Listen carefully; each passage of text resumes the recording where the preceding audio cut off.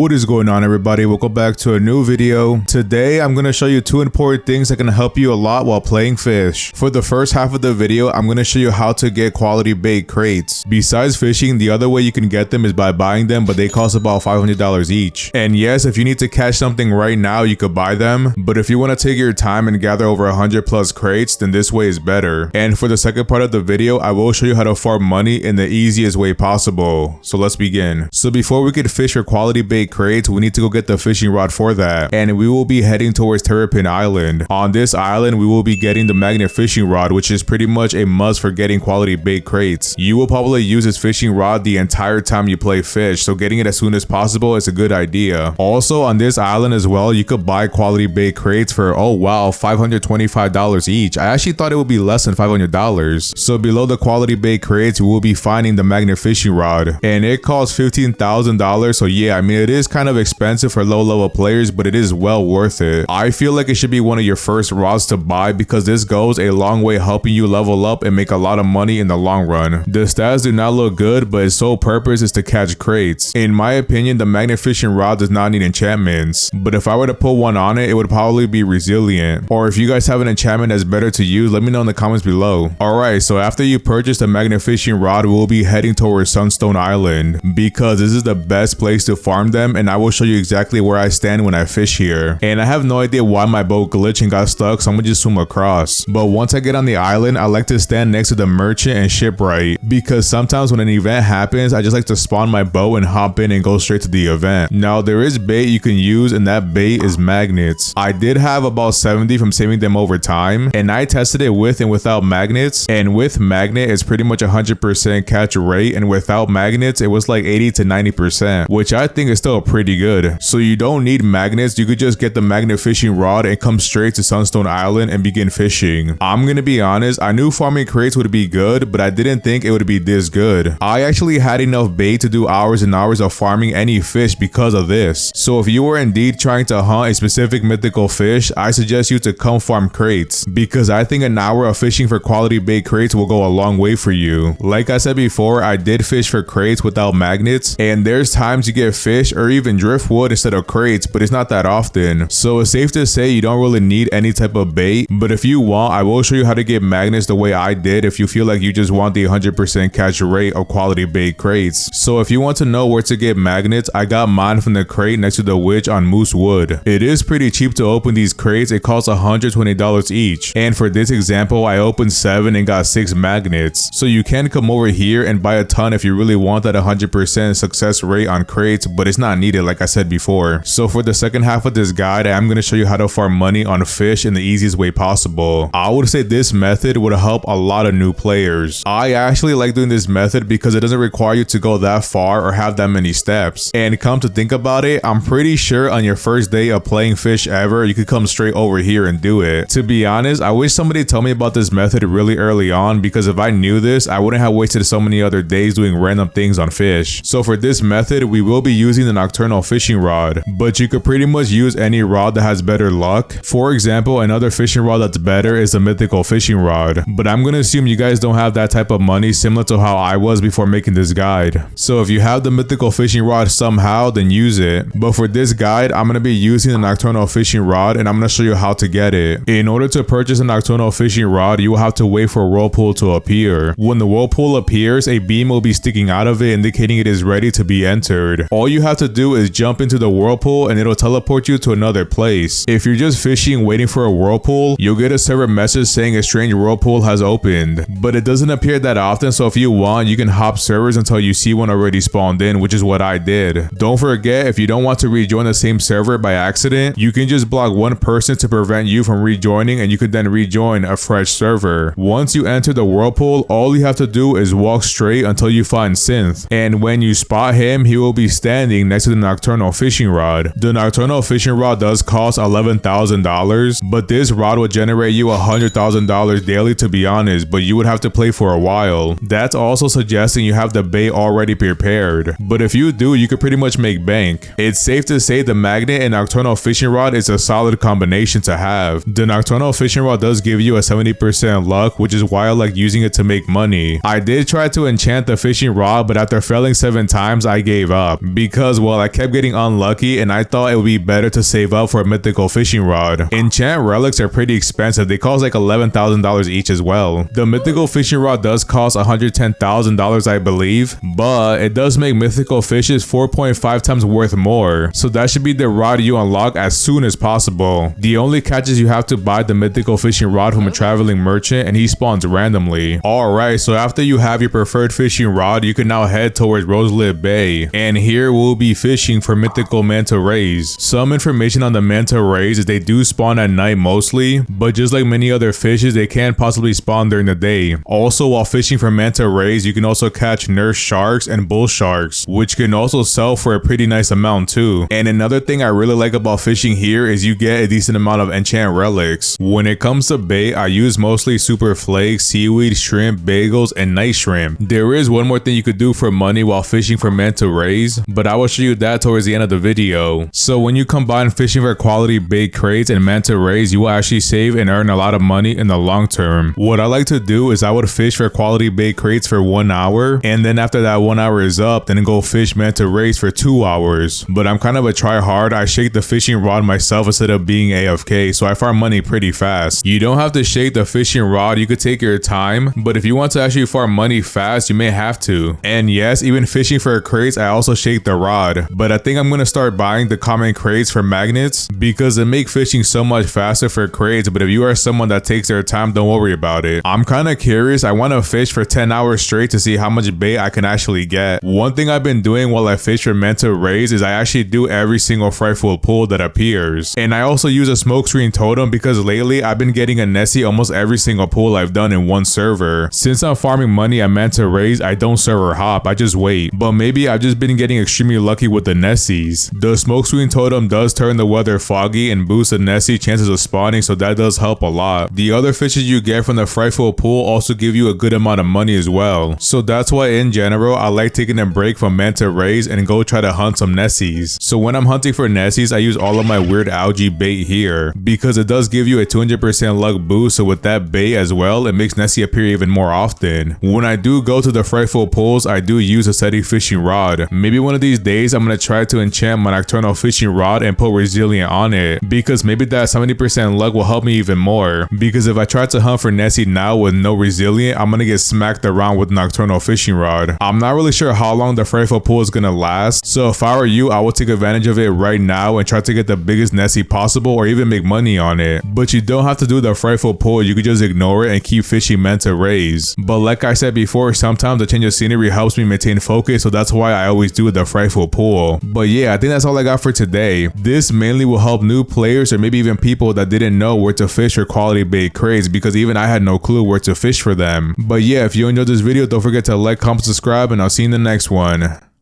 Peace.